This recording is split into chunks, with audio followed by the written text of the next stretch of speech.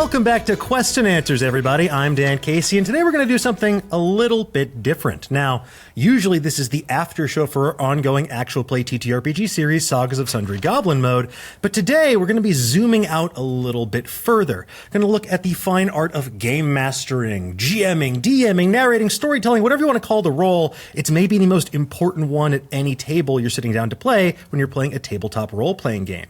Now, joining me today to help talk about this unique craft from her unique perspective is the one, the only game master of Sagas of Sundry Goblin Mode, Amy Vorpahl. Amy, how are you? Hello, I'm doing great. I could talk about this for so long. I never get a chance to talk about my opinions about game mastering. So yeah, I want to. I want to really bad. Good. I had a feeling, well, you made that abundantly clear the moment we stopped filming after each and every episode of Goblin Mode. So it's like, who do I talk to? I need to talk to someone, but also I need therapy. So yeah. We'll just do it, a few months later, many months later. Yes, my hours are billable. You will get an invoice in the mail after this. But why don't we start like any good therapist in the past, in perhaps your childhood or, I don't know, adolescence, we'll figure out. Yeah. When did you, Amy, first get into the world of tabletop role-playing games? What was your avenue into this? Oh, I love this. I actually started later than I think most people have. I didn't start until my first day of my freshman year of college, so I was 18, and I had 9 Lord of the Rings posters in my room, in my dorm room. Yeah, one for each of the Rings of Men. That's right, and one Yoda mosaic poster. So fit that into Middle Earth lore. But I had a friend or a cousin whose friend, they were all coming to say hi, first day of college, and the friend looked around my room, knew that I was an acting major, and was like, "Have I got the game for you?" Just clocked you, then nuked you from orbit. Oh my God. Yes. And it was that night or the next night, I really can't remember, that they had put together a crew to play.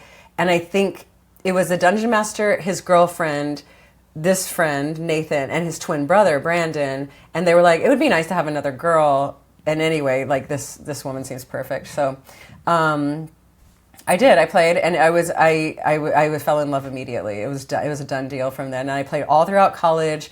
We hung out at college that summer, and we just played pretty much nonstop. We were all RAs over the summer, which just meant we had to pass out keys when people asked for them, which meant that we were in the office playing Dungeons and Dragons behind the desk. When we weren't doing that, we were playing the PlayStation 2 game, I think, of Dungeons and Dragons. Dark Alliance? It might have been. I can't remember the name. That was like 4-player co-op on single screen? I think it was Dark Alliance. Fantastic game. Yes, and so it was like we didn't do anything else that summer. And it was one of those things where everyone else has these stories of like how they were made fun of and they had to keep it secret, and it was just like it was just at the forefront of my entire life. So I never felt ostracized. It was like me and my buds, that's what we do for a very long time. Yeah.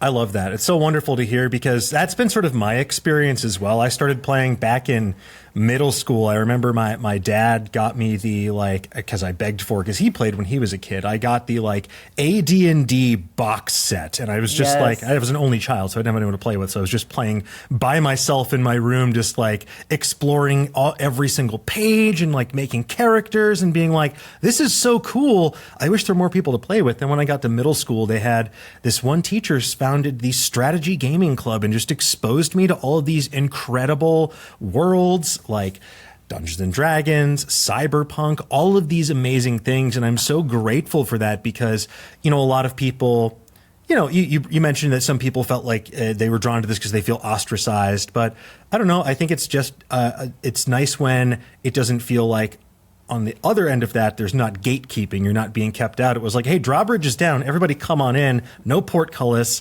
There's no moat down below.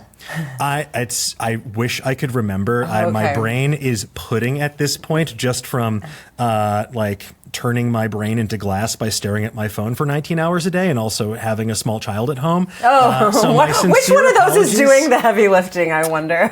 I'm doing the heavy lifting because he is basically just like a medicine ball that I must goblet squat constantly and wrangle because he is much like Tippy. He's very agile and can elude your grasp at a moment's notice. Yes. But I apologize. I will go back and I will figure this out. I'll put it in the comment section because I just blacked out middle school. I just woke up one day and I was here.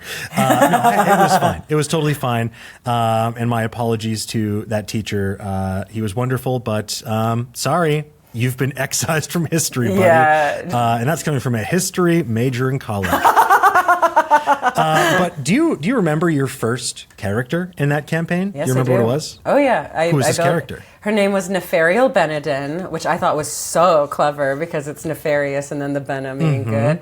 And she was, chaotic neutral halfling rogue baby. And she talked like Audrey from Little Shop of Horrors. Amazing. Like on day one, I didn't know anything about this game, and they were like, build a character, and I was like, character, you say? That means this to me. And they were like, nobody else ever did an accent. And although one guy played a samurai. I remember him specifically. He played Jin the samurai, and he would just lower his voice like Batman. But other than that, no other voices. And everyone was like, "Oh my gosh, we found the right person," you know. So Nefarial Benedin. No, I respect it though, because it's always like a big swing sometimes when you show up to the table, especially if they're people you haven't played with before. And you're like, I'm going to do a character voice. Then you're like, oh, no one else is doing one. Do I stop? And the answer is no, don't stop if you want to do the character voice. You're here to play the character you want to play. Likewise, no one else has to do a character voice if they don't want to do one. And Dan, it's just about no one did. No one did. It's okay. As long as you're having fun and as long as they're not like, hey, you're freaking everyone out. You're too close to Audrey too. We're pretty worried. We're worried for your vocal cords. Yeah, she only said feed me Seymour, so I don't know. It was okay. Well, look, this is a good, I think, turning point as well in terms of, we were just chatting a bit about ways to, as a player, what to do to feel comfortable, but you know, there's another very important role at any table that needs to make sure that not just the players are feeling comfortable, but all the trains are running on time, and that is the narrator, the storyteller, the DM, the GM, the narrator, whatever you want to call it. I said narrator twice, but yeah, all the titles, Yes, all of the titles, some proper nouns, some not. When did you first, do you remember when you first ran a game? How did you make that transition? What sparked that impetus inside of you to be like, you know what? I want to be behind the shield. Okay, great. I never did. You were just like, hey, you got to do this. I never wanted this. I did not ask for this. I wouldn't give it up now for the world, but I did not. I have two answers. So the first time I actually dungeon mastered, it didn't happen because I had a panic attack. So everyone came together. We were going to play. I had bought a module from the gaming store, and I was going to run a module. Mm-hmm. I had already moved to LA. It must have been my first or second or third year here, very early on. For reference, I've been here like almost 20 years now. And I got too scared. I never actually read the module. So we show up, and I was like, I'll open the book, and whatever comes out, comes out. You know, I'd been doing improv. I could improvise this, and I couldn't. Like, I stumbled. I almost started crying. Like, it was bad. It was just bad. And someone was zooming in. I think we had 4 players total, and it just didn't happen. It was like, sorry guys, and then now I don't even know how to explain it because I don't remember, because it was actually pretty traumatizing. I mean, it was the definitive dream where you're an actor, you go out on stage and you don't know your lines. That is what happened, and there's nothing to do. Like, and also, because I am the source of the game, there's nothing for anyone to do if there's not a game to play. It was horrible. So anyway, I don't know. Hope maybe that helps someone. I get it. It's, it's nice to hear though. It's like, look, even people that are doing this on a professional level sometimes stumble out of the gate. It's definitely, there's a level. I'm definitely someone who relies on an ability to think on the fly and off the cuff in many situations. And there's certain situations where you cannot do that. You cannot yes and your way out of every single situation, despite what certain upright citizens might try to tell you. Yes, Harold. it didn't. Yes, Harold Maud. It didn't go my way. It didn't go anyone's way that day. However, the next time, so that actually was years later when I did DM, and so the real first time I ever dungeon mastered was on camera. Okay, and it was for we did a thing on Mothership called D&D for the AARPG. And it was 3 seniors and one of our other writers for Mothership, Josh Flaum.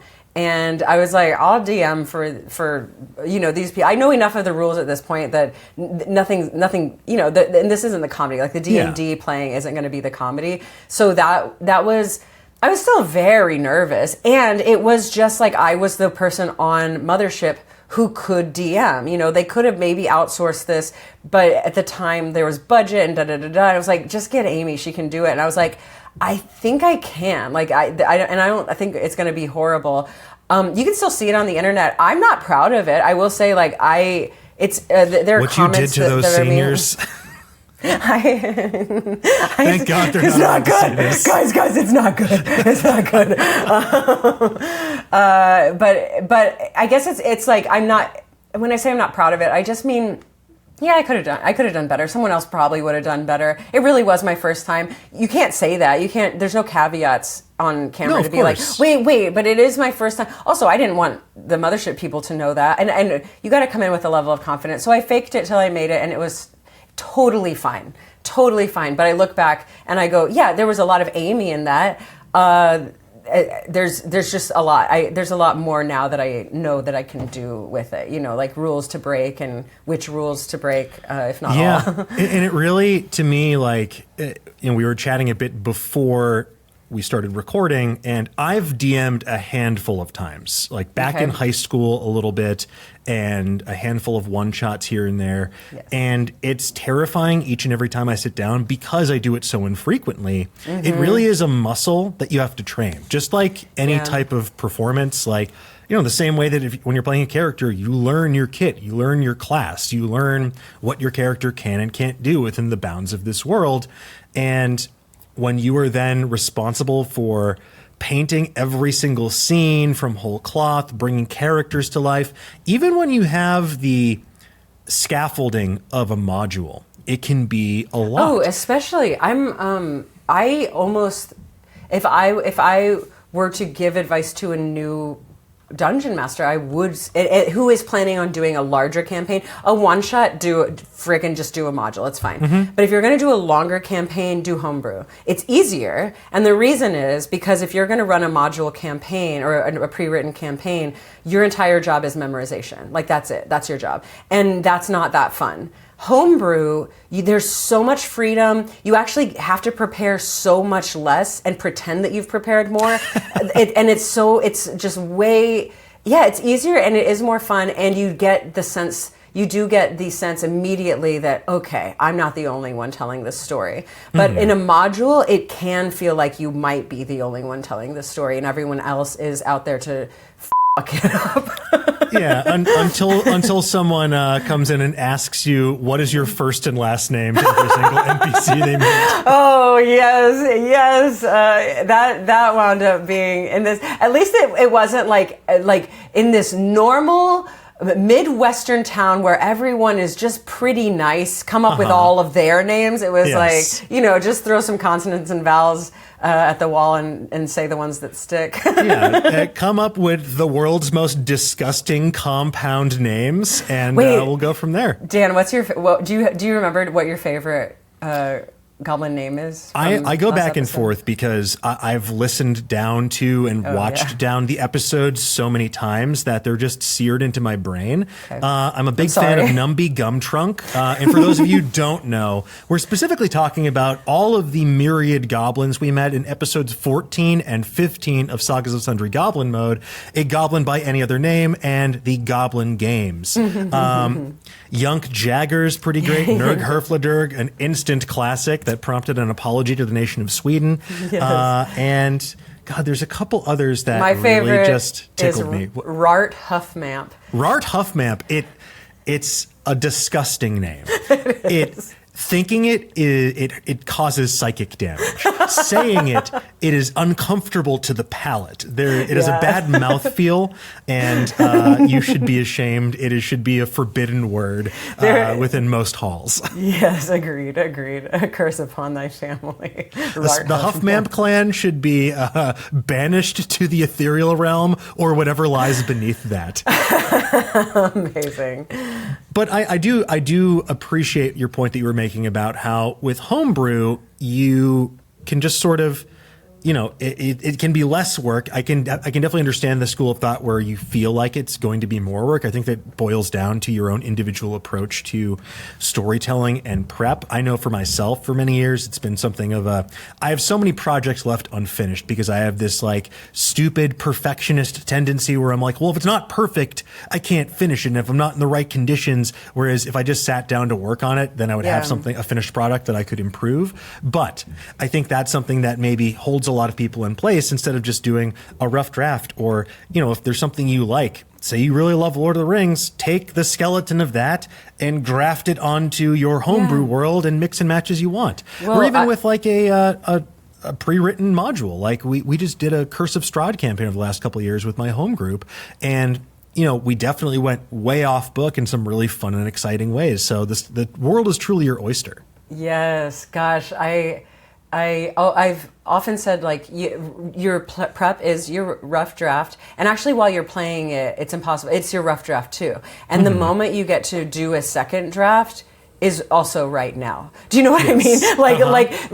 And it's in encounters where maybe your guy is going down, like they're all getting their rolls and you're not getting any rolls, but you're like, well, Mrs. Monster is actually really cool. Second draft, give him more hit points. Like there are so many ways to do second drafts and make it your version of perfect, literally right now in the game. And it's almost too much power as a dungeon master. But there's no dungeon master I know who doesn't end the fight when it's over and not when the numbers number out. So. Yeah, I mean that to me, I definitely appreciate when people sort of opt towards the rule of cool. With that, as opposed to being sort of hard and fast dedicated to asterisk. Well, it says here asterisk. What's the asterisk? Asterisk is that early game, and I would say that could be. It's definitely levels 1 through 5, but I would even argue maybe 1 through 3 or 4 or something like that. 1 through 5. Let's say that those are when I think. And I sure rule of cool, but I think rule of cool is being. I guess here's my hot take: rule of cool gets tossed around too much.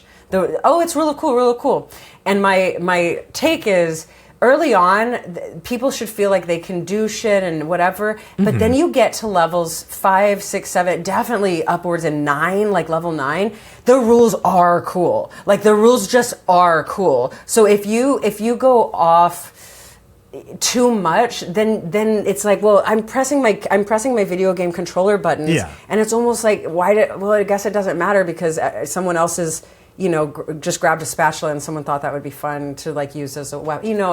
But the rules are cool. I guess that's my. Your point is well taken. When I say rule of cool, I mean what is going to make for the most enjoyable story that we are mutually telling together as the player and the dungeon master. Because I don't necessarily mean like, well, if you're grabbing a spatula and you're trying to like fight the vampire lord, there better be an excellent reason for why you're doing this, because like otherwise I believe the coolest thing that can happen is you get appropriately punished for that, or like it doesn't go how you think it's going to go. And I think it also depends on what game you're playing.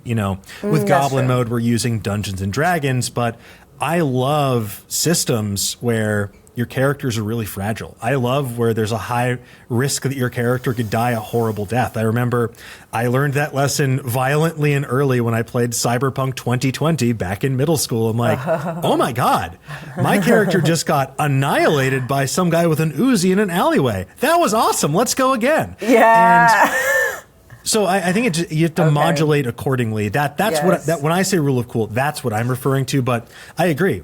That's the whole point. You want to get to those levels so you can do the cool things. Yeah. I feel like so many campaigns people that go into a campaign, because as we know, the hardest part of any TTRPG is making the time with other adults to sit down and make time for each other. It's the scheduling, yeah. Yeah. That's why it's like, okay, if you make it to those levels, yeah, you should get to use the ability that you've taken so long to rightfully earn. Yeah. But yeah, dude, I'm playing Strahd right now. I'm running it, and it's a totally different experience from Goblin Mode. Not in the gameplay. I would hope so. But I will say not in the gameplay, because the players are appropriately chaotic. But in the prep and like what the session winds up actually being, not to say, Goblin Mode is definitely a show. We're playing Dungeons and Dragons. It has a comedic lean just by nature of, who the cast are. There's some moments of darkness, but because Strahd is also, it's dark with some moments of lightness, and it's also a home game, and it's not homebrew. It's not from my brain. It's something that is pre-written, and I've done a couple of sessions. I am one of those dungeon masters that can't not prep. It is not fun for me not to prep. Okay, I know some people who are like, "Oh, why I never prep," and I'm like, that would not be fun for me. I know that that's not interesting to me either, and I don't think it's interesting to too many. Well, maybe it's interesting to players. I'm not going to put words in anyone's mouth, but it's not fun. I like building a playground. I like it being messed with, and I like building a playground and everything that I built never coming to fruition. That's totally fine. But to have had zero prep, I think I like ideas. I like having ideas too. And if all of that impetus of ideas is happening either in the moment or by my players, then when do I get to have fun? I like writing, So that being said, I've done some games with Strahd where I'm like, I don't need to. Maybe I don't need to prep as much as I think I do. Wrong. Not for me. Like it goes so much. I have way more fun when I do over prep and I memorize the townspeople's names, because everything in it is connected. Like Strahd has rooms in his castle that have like just so many noodles of lines drawn throughout everything that could even happen in Barovia. So but fuck, do you think I do that for Goblin Mode? I've got my like past lore, and then I'm like a kegger into a rager, huh? To be fair, that was just the heist plan that Jason and Danielle insisted upon until it became our shared reality. That's right. Yeah, it's y'all's world, and I'm just in it. But yes. So it's a different ball game on so many levels. But the thing that stays the same is kind of the amount of prep. Yeah, and that's interesting as well. I mean, I can definitely relate to that. I've played a bit of 10 Candles, for example, a game that I love. It bills itself as zero prep. And look, you can play it with zero prep, but I think it's a more rewarding experience if you do a modicum of prep, at least one person, sort of like, hey, here's kind of the scenario or like the world we're going to be in. We will collectively build this together, because that's a game that has shared narration rights and shared DMing built into its mechanics. But if you're all just kind of going in there william-nilliam, I think it makes for kind of a less rewarding experience overall. But again, your mileage may vary. Everyone's different. Everyone's different. But I mean, it makes me so nervous. I don't think I want to play in a game with a DM who didn't prep anything, because I also play as a player. I build out my character, I build out my backstory, and I want things to mean things. Even if it is picking up a spatula, like, okay, well, how is that narratively important? And if the dungeon master has prepped, then they can help me make things mean things, as opposed to going, I don't know, you're in a kitchen. Oh, you want to pick up? Oh, you want to pick up? Oh, and that. Oh, okay. Now it means something. It's like you could plant. I like Easter eggs and planting and secrets. And I do say that every genre of Dungeons and Dragons, but every genre of maybe not every TTRPG, but most TTRPGs, every main genre of TTRPGs is mystery. And then everything below that, it's like, now you're mystery fantasy, mystery sci-fi, mystery whatever, because the DM should know things that you don't know. Of course. Yeah, and you're all sort of collectively revealing the narrative fog of war together as every time you open a new door, a new area appears before your eyes. You have no idea what's going to be behind that door. Maybe you do, but I don't believe you. I'm curious though, what for you is sort of like the biggest unseen work that goes into prepping to run a session, whether it be a one-shot or something that's going to become a campaign? The unseen work, I guess for me, it's the number, the walks and the percolating. Like I can point to my Google Doc and say, look, this is what I've prepped, but it's not accurate because I think about things. I taught a dungeon master school for 4 months last year, and the first lesson I said was DMing is not a solo operation. Mm-hmm. One, at the table, it's not a solo operation. You've got your players, but I also believe that even your prep, you will get lost in the sauce so fast if you're the only one soundboarding yourself. And I think that's true for any writing, but I've never run something without even telling it a little bit to my mom, like, hey, this is what I'm thinking, or a partner or a friend. In the school, I encourage them to be each other's. I'm like, it takes 10 minutes. Like, I swear to God, it's not a lot, but when you start talking about your ideas out loud to another person, there's energy exchange that actually starts creating. I guess you could do it with yourself. I've done it on walks where, to me, I'm like channeling a bit of the spirit of the game, or something. Like there's a dialogue happening, but there's just no comparison to being able to speak out loud your ideas, get some feedback, and I don't know, clarify and go from there. Even with Strahd, even with something, that's not true. With Strahd, I don't need anyone else because it's me in the book, baby. But yeah, I think but that's also you in dialogue with the authors of the module. Okay, yes, exactly. And that was my point all along, is that it's, You're welcome. Thank you, Dan. No, but for Goblin Mode, obviously, I was so blessed to have story producers, Rin and Shawan, and Rin particularly. We had so many conversations about what happens next. Mm-hmm. She was so helpful with the Goblin games. It was her idea to make them, like, I knew it was going to be a tournament, but she had it. She was like in the Southeast, in the South, there are these like fairs and clinics, and she also like the Scottish games. They've got some weird stuff, and so she was just like, she knew what I was going for, and then yes-anded it so much that it turned into what it actually is.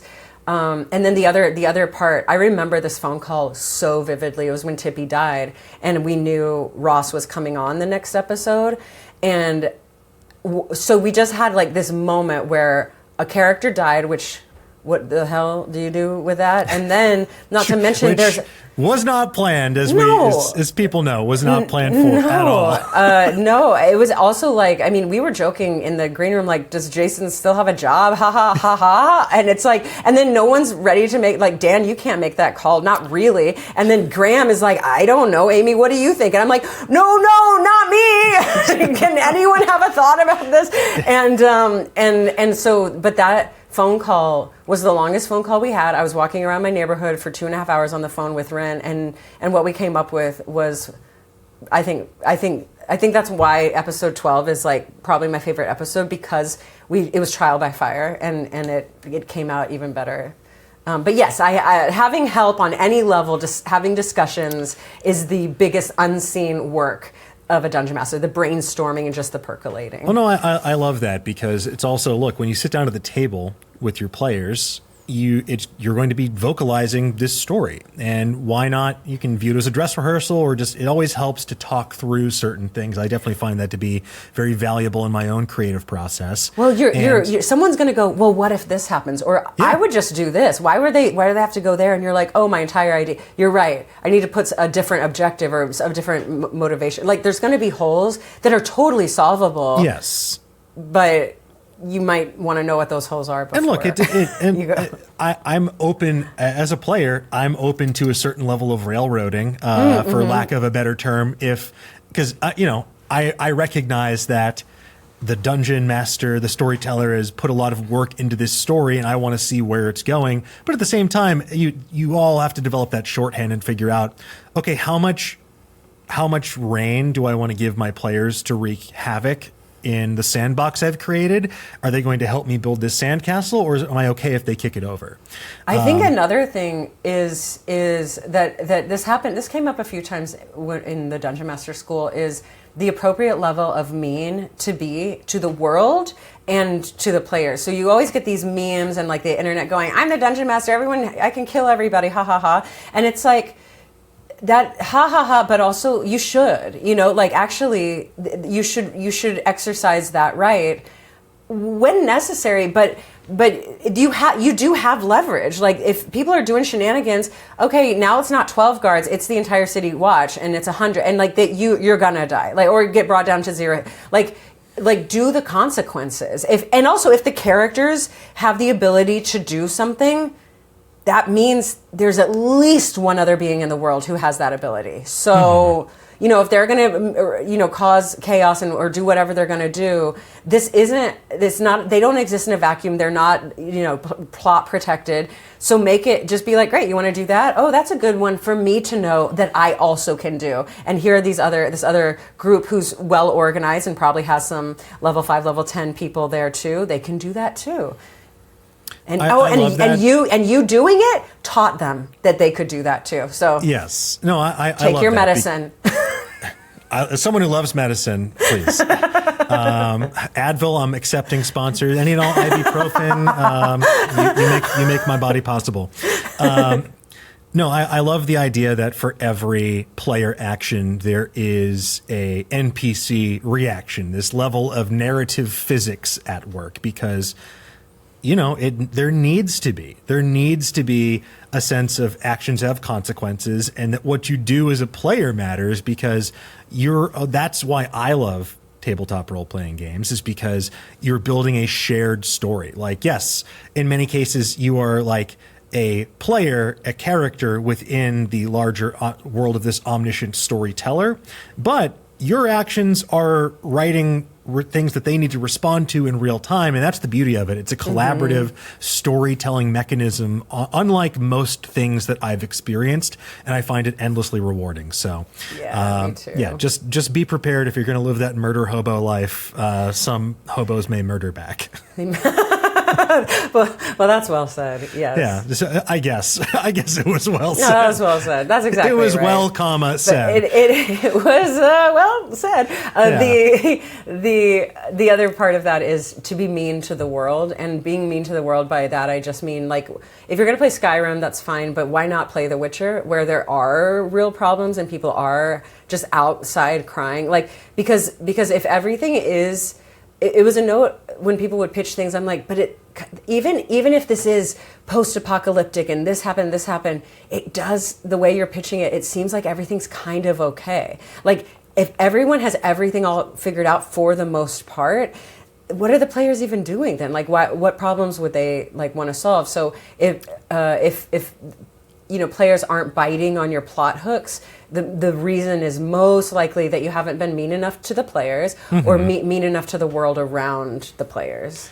I would just also like to say that Skyrim does have a very real problem that people need to solve, and that is, how quickly can I eat 50 entire wheels of cheese? It's a problem. Yeah. It's a problem that defies time and space itself. Also, if you can carry that weight. That weight was once in your backpack. Now you've just put it in your body. There's no like rules for bowels or releasing things from your body. There are mods for that, Amy. But the weight didn't go anywhere. Like you've just reallocated the weight, but in your backpack. That's why you hire someone to follow you who's sworn to carry your burdens. That's why, yeah. They're proponents of codependence in Skyrim, and that's okay. Look, it's an important lesson that people need to learn. Speaking of important lessons, I'm curious, Amy, what is, you mentioned some stuff that you would give advice to people for if they're sitting down to DM for the first time. What's a piece of advice that you wish you knew when you first started out, especially for building towards a campaign? What is a piece of advice you would give someone who's interested in building out a campaign once they've decided to maybe go the homebrew route, for example? I think what I would say, and this is true, I think, for a lot of D&D and prep. When you get to, you're going to want to read something about the hero's journey, whatever form that is, the Harmon Circle, I think, is a really... The story circle, yeah. Story Circle, that's like a really bite-sized version of it that's totally fine. Anything else, the hero's journey, even Saved by a Cat, it's all the same format in different words, but I would read something like that and then know that you're going to be prepping kind of, if let's say there's 12, and so you're going to be prepping kind of 1 through maybe 6, then you're not going to prep these. These are for the players to mess with, and you might prep 12. You might prep like the end. Yeah, but get a sense with of options. where they're going. So, that's true for the campaign. So you're going to want to prep 12. Like, what is the big thing that's happening that's affecting a lot of people? That would be the lore, maybe deities, maybe MacGuffin. I think Goblin Mode is a very magical item heavy story. But Strahd, like you would want to prep like, what's Strahd's deal, and then forget about how they're going to get there, all of that. But prep like what they want, why they would say no, why they ultimately would say yes to the journey, and then what they want, but they might get what they want, but it's not what they need. Maybe prep that, and then you're done. Like the how of it, the Act 2A, Act 2B. No, don't touch it. Like, don't worry about it. They'll, have how you think you would solve it, and then they'll have a much better way of solving it. But Act 2A and Act 2B are actually the most difficult things to write in narrative, and in D&D you actually don't have to write them to prep.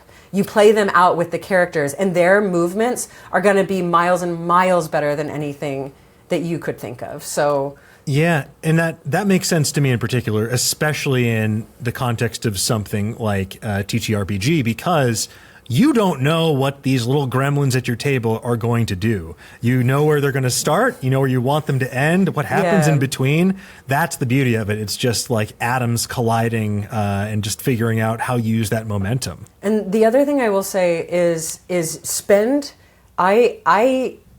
When I started Strahd, it was with some people had never played before, and it's still fun. And I got lost in session 2, where I was like, "What is this missing?" And I realized, oh, it's missing actual player characters. They had formed great characters, all of that, and I was like, I don't know how to punish them. I don't know how to pull their strings. So I got on the phone with each one of them for 30 minutes to an hour, and we built full backstories, and now I know what to do. Even in Barovia, that does not exist on this plane or the planes that they're used to, I realize I don't know how to play a game without characters with backstories. So do that, and then let that tell the story. Because even if you've got your really cool big bad guy and all of that, if you can draw the lines and tie the strings all the way, like do your little red line, crime scene board thing, it's going to be way more fun for me as a dungeon master. It's all I know is my experience, but I think it'll be more fun for the players. No, too. I as someone who's primarily a player, I 1000% agree. And something that you did that I really appreciated when we started Goblin Mode was you sent around sort of like a survey of like, here's a bunch of questions I'd like you to answer about your character. And it caused me to think about fibs in a way that I might not have until I sat down at the table, because left to my druthers, I would have been like, I have like the 60-second rundown of who Fibs is in my head. But this made me think about, who was he? Like, how does he exist? What's the context of his life? What are his goals? What are his aspirations? Like, who are his friends? Who are his enemies? And it's stuff like that where even if it doesn't come into play, it's useful to me. It's useful to you as the storyteller. But what's really exciting, and this is something that happened to me in like, not just in Goblin Mode, but also in like my home game, a detail, like an offhanded detail I made up for my character in my Curse of Strahd game came back to be a major plot point like 2 years into the campaign, and it blew my mind, because as soon as the DM mentioned it, I was like, no way. This is so cool. This thing that I thought was just kind of like a detail in the tapestry of my life is now something that is like weaving in this cool new thread. So and that person had been sitting on that, and just like waiting for the time to be right. Oh, yeah.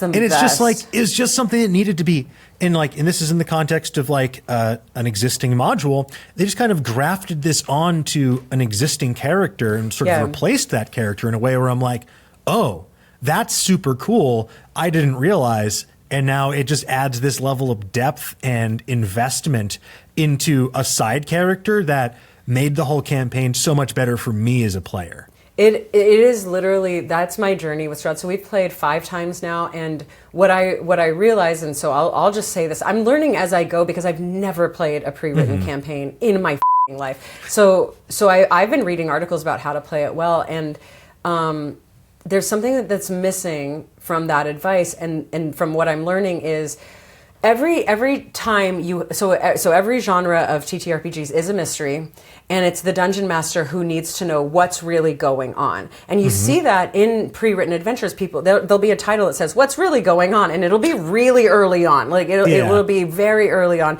And so you do need to know what's really going on as a dungeon master. Now in Strahd, or a pre-written campaign, what's really going on is the characters' backstories are getting f***ed with. That's what's really going on. So you actually, I didn't realize this initially. I was like, it's pre-written, this will be great. Maybe it was that trauma from when I first tried to do a pre-written campaign that I never did it before. But this time, after session 2, the thing that was missing was backstories, and then I was like, now I can write what's really going on. Someone was interested in the Raven Queen. She's going to play a part, even in Barovia, where there's no Raven Queen. It's like, there is, and so you can mess with it. TLDR. Look, it's Ravenloft. Oh, it is Ravenloft. That's yes. right. But what's really going on is up to the dungeon master, and it always, what's really going on should be like absolute fuckery with people's backstories. And even if someone's dead in their backstories, if they don't know how that person died, they just might not be dead. So. Oh no! All these fictional grandparents I just created. It might be way more devastating. They left you on purpose. Yeah. They all slept in one giant Willy Wonka style bed. And they all died in it. They all died in it. Because of Strahd. I'm curious as well, what's the most rewarding part, or what is your favorite part of running a game? Whether it be a home game or something for a wider audience. It's a cop-out answer, but it is the theater kid energy that is just, it feels like, I don't know what your experience was. I know you did plays in school. When we would do plays and musicals, it's like that feels, it's the closest as an adult I've ever gotten to that feeling of people, we have the things we have to do, say our lines, rehearse, know the blocking. And then there's times when you're just in the audience passing notes back and forth or stretching, or like who's got a crush on who, or someone brought a guitar and now everyone's singing. It's like, it's the theater kid energy that anywhere else would be so annoying, but it's so loved and beloved and hallowed in a D&D space. So cop out. No, I can appreciate that. I think there's like my brain instantly, I'm like, when I think theater kid energy, like I think I've been so long out of like the high school theater. I was just like, oh God, they're going to ruin Rent for me. They're going to ruin Wicked for me they won't shut up about singing these songs. But look, there is that joy about being silly or being dramatic or being just like emoting openly and creating something together in a very performative way. Even if you're not doing like big grand character gestures, you're still collectively imagining and putting yourself in this space to create a story that you're putting on for each other, if no one else. So I can appreciate that. I guess I also want to say I've never seen more like unmasking than at a D&D table. Oh, you should watch Mission Impossible. Face off. They love pulling off masks. They love pulling off masks. Ethan Hunt, what are you doing here? How did you get this accurate replica of my face? Philip Seymour Hoffman. But you know what I mean. Like we're in a community of like really neurodivergent people, or especially in LA, like everything feels so charged with politics, or I've got to be good at this, or even in spaces where it should only be creative, it's charged with success or not. And at a D&D table, it's like none of that stuff exists. And even people with high levels of any version of like anxiety or depression, it's really it's gone. Like I don't know. It's pretty magical. No, for me, it's always exciting when you sit down to play with someone that you know in a very different context, and seeing someone really take to a tabletop role-playing game, because it's liberating. You get to just be someone else. You get to do something different, and you just get to really just try and embody this character and just create some beautiful chaos together.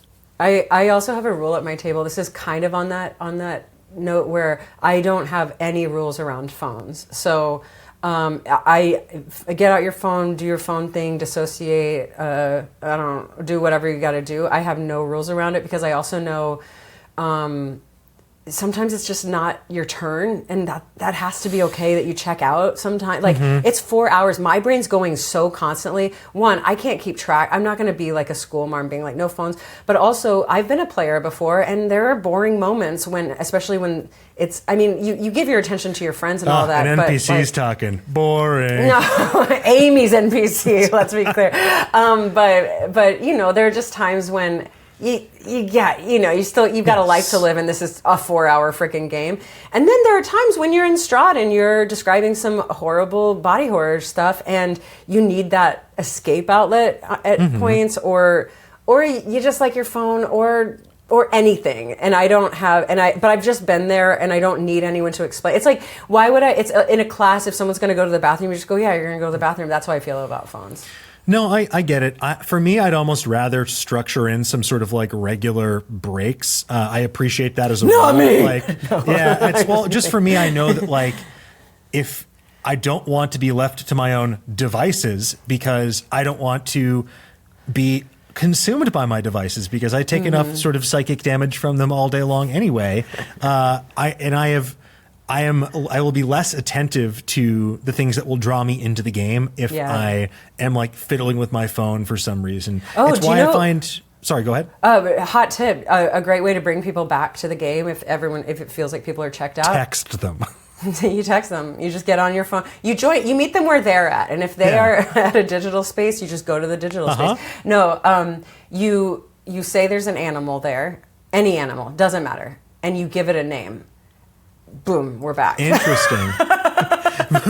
What? Because Mr. Scruffles? They people will want to write it down. It's like what people write down in their notes. They almost write down very little else on a consistent basis. Pet/animal names will be written down. And that's just hot tip from me. You're welcome. All right, duly noted. And look, as I will say with Goblin Mode, y'all wrote all of them down. I just listened to the talkback, and everyone, like at the top of the episode, was just everyone reading off their list of names, and you all had the same names, and I was like, oh my gosh, you got it, and you're getting them all right. This is amazing. Well, for this game, I made the conscious decision. I'm like, look, I want to be locked in. I'm going to take as many notes as I can, and I filled a good chunk of a notebook. Yeah. And it is definitely rewarding, because as a player, like helps me prep for the next session, but also just helps me feel more invested in the world, because I'm like, oh, this is lore that matters. It doesn't feel like I'm blasting or like pressing the X button to get through the quest prompt as soon as possible, just to figure out what's going to appear on my mini map, which space by space I exactly. You want to. It helps me as a player feel more invested, and hopefully makes the DM feel more rewarded for the work they put into it as well. No spoiler. This is a bit of a spoiler, but you get me. You get me in an episode that has not been released yet, and in a way that like freezes me for a second, and everyone's like, Amy's not getting emotional about this, is she? And it's like, have you ever felt like a player recite lore back to you in an accurate way, in the way that you meant it, and you thought you were just planting a seed, and everyone of course forgot it, and then the player just stabs you right in the heart with your own lore? Yeah, Amy is getting emotional about this. So players, remember, if you write things down, you can stab your DM with an emotional lore knife.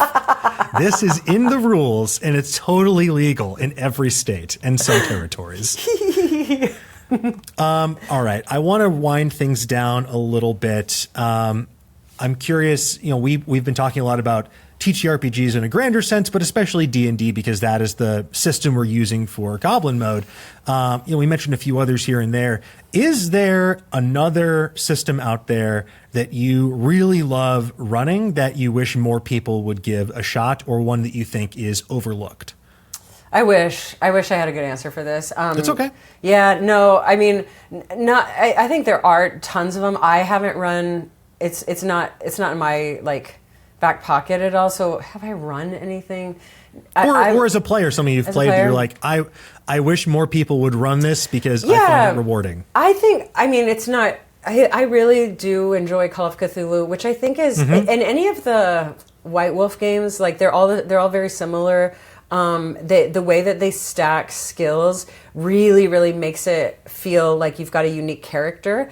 And for people at home, you're talking about Vampire the Masquerade, Werewolf, and all of that? Yes. Werewolf. Specifically Werewolf. I think I've only played Vampire once, but I know it's a beloved game, and I wish I had more information about it right now. But any of those, I think those mechanics are really good. The Genesis system, that's the same as the Fantasy Flight games with Star Wars too. That both of those are really good. That make you feel like you've got a unique character with what I call unique video game controls, where the buttons you can press are special, and it gives the DM. Because another thing I like to do as a DM is I look at character sheets. And I think people should this is how you DM and this is how you prep. You look at character sheets and you put things in the way that make the characters push their video game controllers and push the buttons that they specifically have. So other than that, there's not really a whole lot. If you're a new DM, it's there are little ways we can break it down and get into the nitty gritty of it. But your whole job is to get your players feeling like they're pushing the video game control buttons. So, but I think Fantasy Flight. I still am really passionate about Dungeons and Dragons, and I think the main reason is because of how long it's been around. They've got the magic system freaking down. It's so balanced and so cool. And if you think there's something that you want to do, there probably already is a way to do it. I know there are really cool things out there, magic items and spells being written.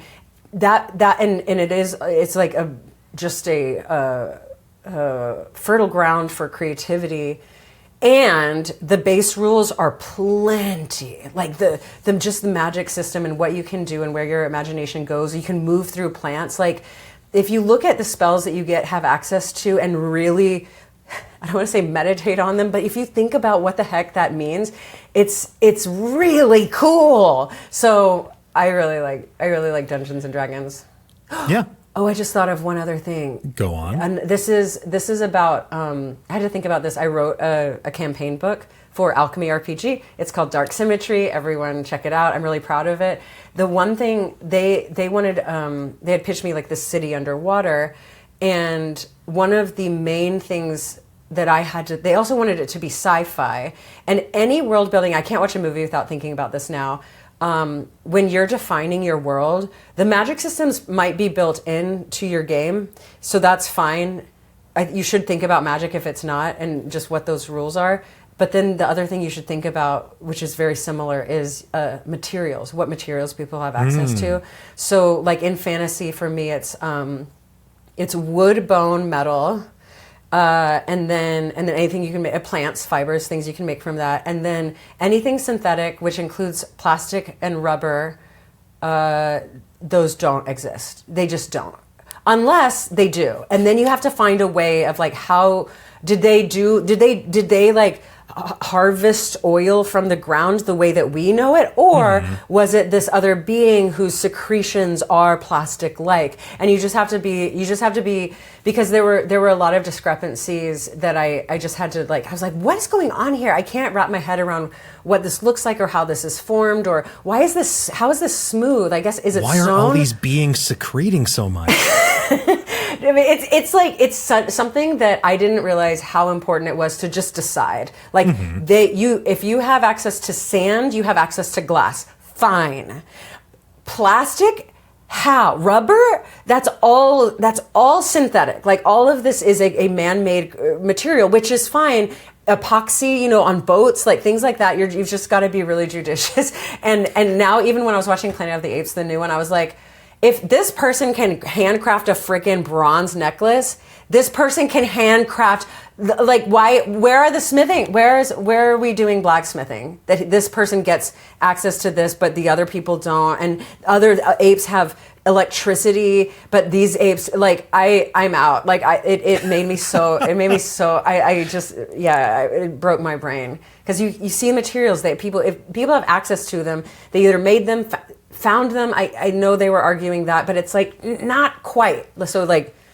Just logic it out. It doesn't have to take very long. I appreciate that as sort of like a world building thing that you might not consider otherwise, because I think it'll just open up new ideas for you, especially if you think about those limitations. The amount of people, and I had this experience too, in Dungeons and Dragons who are writing homebrew shit, and we have all researched how to mine elements and what that actually looks like, what a vein of copper means. We've all played Skyrim, but like, how would you know?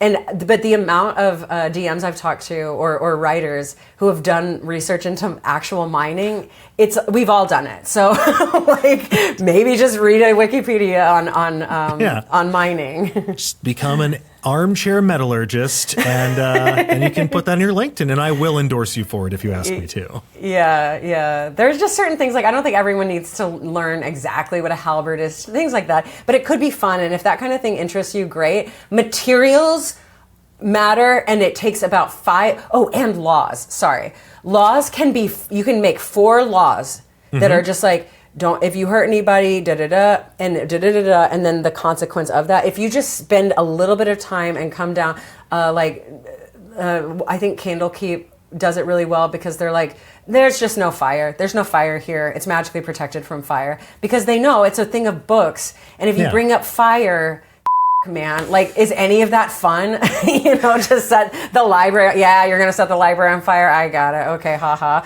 So they just said no fire. And you're like, yeah, if I can do stuff. Oh, and don't run a town where there's no magic. It's not fun. Unless you're like, yeah, it's not fun for anybody, actually. I've tried to do that a few times. I played in that too. And it actually, you think, oh, everyone's going to get real creative with the way they solve this. And it's like, no, magic was the fun part. They'll just kill people in different ways. Magic was the fun part. Yeah, exactly. Sorry. I'm just back in the real world. Yeah. No, I'm trapped. I mean, I'm saying things very like cut and dry. I'm sure there's more nuance to it, but like I have experienced some of these things, and it's like, you think you're being creative, and it's just like, or just play the game. Look, I think hopefully it goes without saying, all of this is caveated with your mileage may vary. But yeah, mileage may vary. My, asterisk, Amy Vorpahl, and the views of this podcast are not represented, whatever. But they are my opinion. So yes. Yeah, grain of salt. All right. Well, so the earth has been salted so that nothing may grow except some cool new ideas for campaigns and storytelling.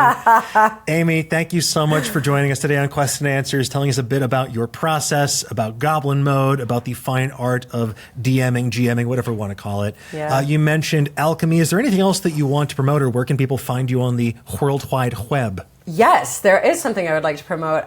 You can follow me at Vorpahl Sword. I'm mostly on Instagram these days. I think everything else burned down, and I think Twitter's not even here anymore. They were outside of Candlekeep, and they all burned down. They all burned down. Yeah, fire was available. So it's at Vorpahl Sword, and the main thing that I've been working on is, well, reels. That's fun, making little comedy things, mostly about gaming, and then the other thing is I'm writing a video game. Ooh. And you can play a demo. It'll be released in June. We already had one demo, and I did a page 1 rewrite based on the gameplay that I think is going to be so much more fun and so much better. none of the themes are different. Like the characters are the same. What happens in the thing stays the same, but the way that you go around the how of it is magical. It's so cool. And you can find that at playvesper.com. You can also, when I do these reels, every like third one, I collaborate with Play Vesper, and you can follow them on Instagram too. So they're at Play Vesper. Fantastic. Well, folks, go check that stuff out. I'm so excited to experience it myself. And thank you, everyone, for joining us. Now, remember, you can catch new episodes of not just Quests and Answers, but more importantly, Goblin Mode on Mondays on both Geek and Sundry's YouTube and wherever fine podcasts are served. As for me, I'm inside your computer. That's where I live. You can find me here each and every day. And until next time, Neckbreaker rules. Neckbreaker rules!